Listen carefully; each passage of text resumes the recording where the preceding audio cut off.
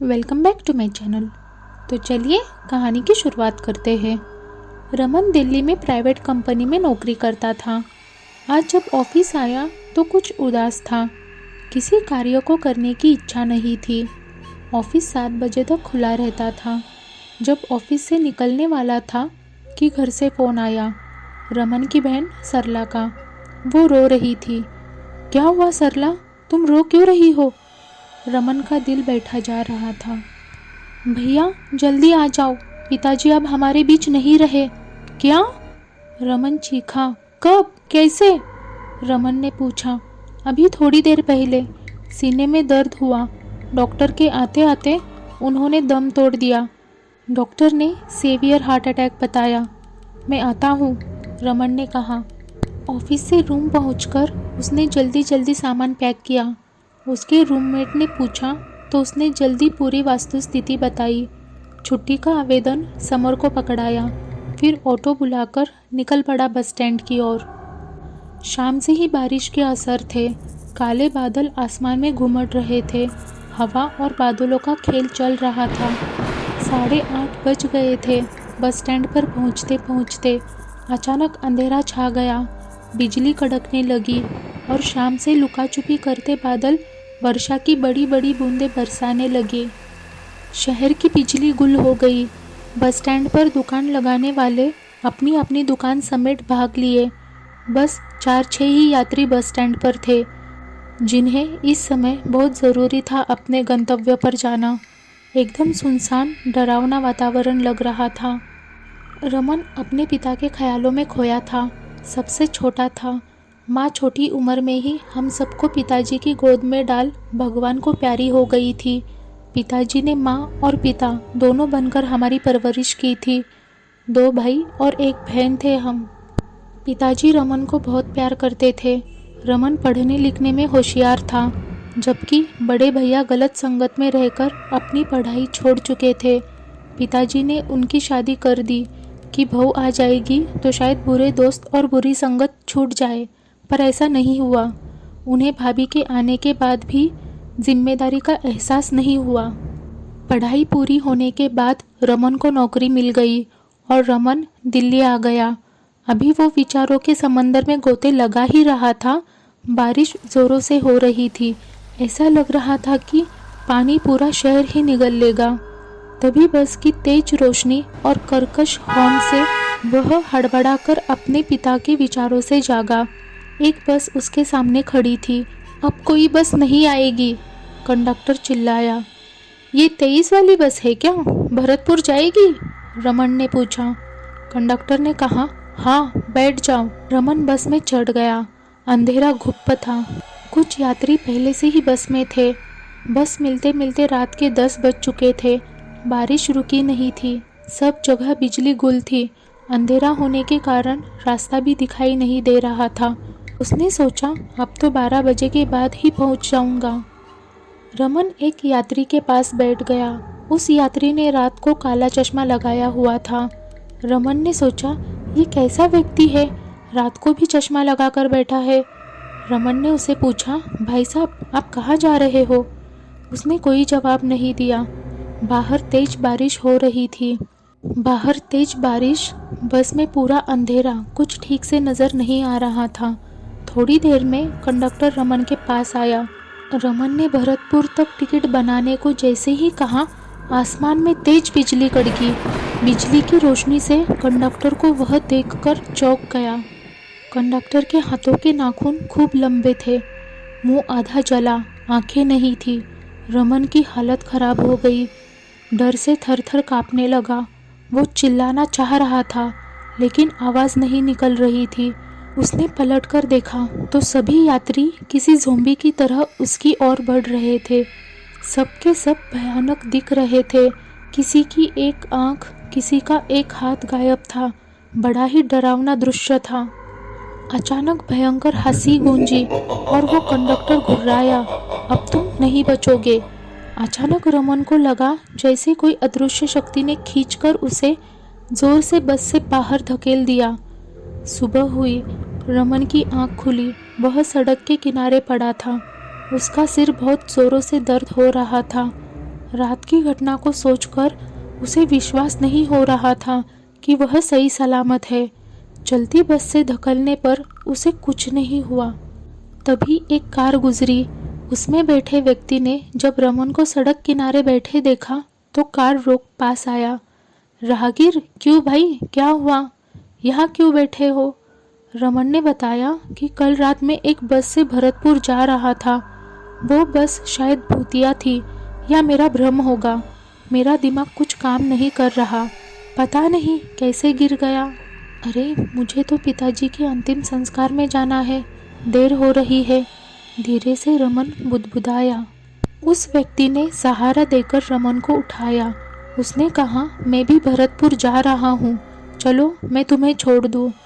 रमन उसके साथ उसकी कार में बैठ गया। उसने बताया, मैं विवेक, मैं भरतपुर में ही रहता हूँ। पेशे से मैं एक वकील हूँ। वैसे मैं इस रास्ते से कभी नहीं आता।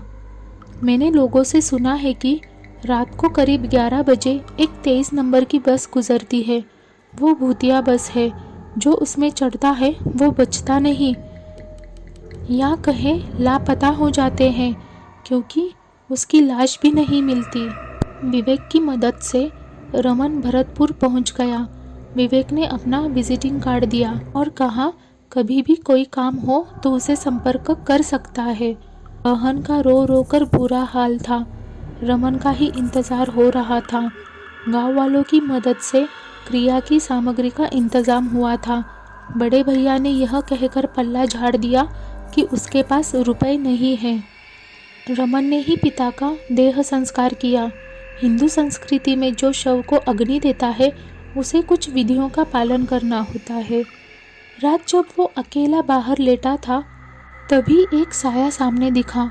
वो चीखने ही वाला था, तभी पिता की आवाज़ उभरी, बेटा रमन। रमन रोने लगा। जो आंसू अभी तक उसने दबा कर रखे थे वो अब सालाब की तरह बहने लगे। पिताजी, आप हमें अकेला कर क्यों चले गए? ऐसा कहकर रमन रोने लगा। बेटा, मैं मरा नहीं, मारा गया हूँ, पिताजी ने कहा। बेटा, तुझे मालूम ही है कि तेरा बड़ा भाई सुरेश गलत संगत में पड़ गया था। शायद मुझसे ही परवरिश में कोई कमी रह गई थी तुम लोगों की। मैं तुम लोगों की माँ नहीं बन पाया, इसीलिए ही तो सुरेश बिगड़ गया, पिता ने कहा। नहीं पिताजी, आपने हम तीनों को माँ की कमी नहीं खलने दी। आप चाहते तो दूसरी गृहस्थी बसा सकते थे, लेकिन ऐसा नहीं किया, रमन ने कहा। रमन बेटा, मैंने सुरेश को सुधारने की हर संभव कोशिश की। कई जगह प्रयास कर उसकी नौकरी लगवाई, लेकिन वो कहीं भी नहीं टिका। दिन भर आवारा दोस्तों के साथ घूमता रहता, शाम को दारू पीता। मैंने सोचा कि शादी कर दूँ तो शायद सुधर जाएगा। जिम्मेदारी का बोझ बड़े बड़े को सुधार देता है। मेरे दोस्त की बेटी पीहू, जो काफ़ी समझदार संस्कृति थी, उसे इस नालायक के लिए दुल्हन बना लाया। कोयले को मैंने सोना पकड़ा दिया। बेचारी की किस्मत मेरी वजह से खराब हो गई। तब से ब्याह कर आई, वो मेरी देखभाल के लिए कभी मायके नहीं गई। बेटा, मैं धन्य था कि मुझे सरला से भी ज़्यादा चाहने वाली बेटी समान बहू मिली थी, लेकिन शादी के बाद भी कोई फ़ायदा नहीं हुआ।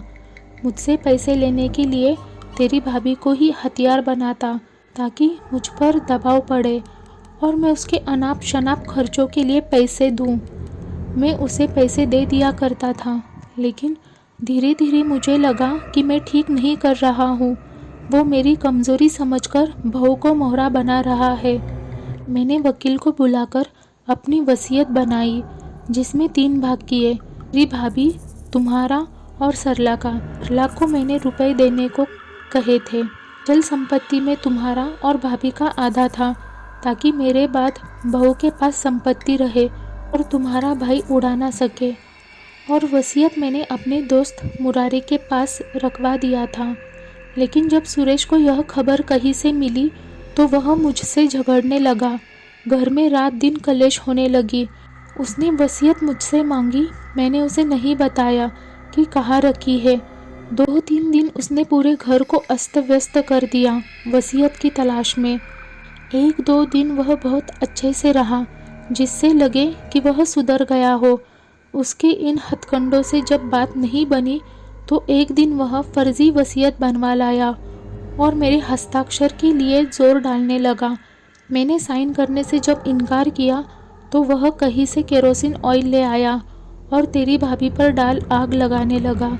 जब मैंने डर से दस्तखत कर दिए, उस फर्जी वसीयत में पूरी प्रॉपर्टी अपने नाम लिखी थी। मुझे गहरा सदमा लगा और मेरे सीने में दर्द शुरू हो गया। मैं नीचे गिर गया। बहू घबराकर सबको बुलाने गई। तब तक सुरेश ने मेरा मुंह तकिए से दबा दिया। यही कहानी है बेटा, मेरी आत्मा को शांति नहीं मिलेगी जब तक तुम लोगों को तुम्हारा हक नहीं मिल जाए। अभी मेरी अस्थियां गंगा में प्रवाहित करना, और हाँ, अपनी भाभी से पूछना अगर वो तलाक लेना चाहती है तो ले ले। मैंने कई बार पूछा था लेकिन उसने ना कह दिया था। उस जानवर के साथ अपनी जिंदगी ना बर्बाद करे। ठीक है पिताजी, रमन ने कहा। पर पिताजी, सरला ने तो बताया कि डॉक्टर ने मौत की वजह हार्ट अटैक बताई थी।